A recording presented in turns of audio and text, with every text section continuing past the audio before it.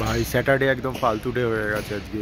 সারাদিন ধরে ল্যাদ খেয়ে সন্ধ্যাবেলা ভাবলাম যে আমার কোথাও একটা বেরোবো। আমি আমার রুমমেট বাইক বের করেছি, তেল নেই, কিছু নেই, স্টার্ট হচ্ছে না।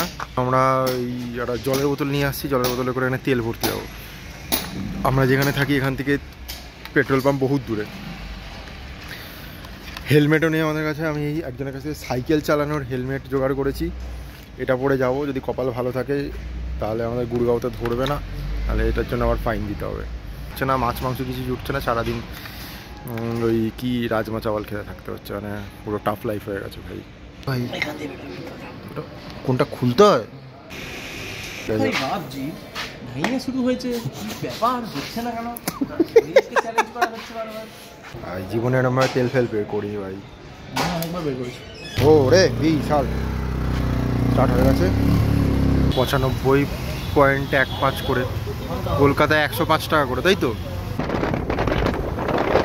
ভাই। এটা গুড়গাঁওয়ের কি জানো, নিউ মার্কেটের মতন একটা সেক্টর 14 এরকম সব জামা কাপড় বিক্রি হচ্ছে।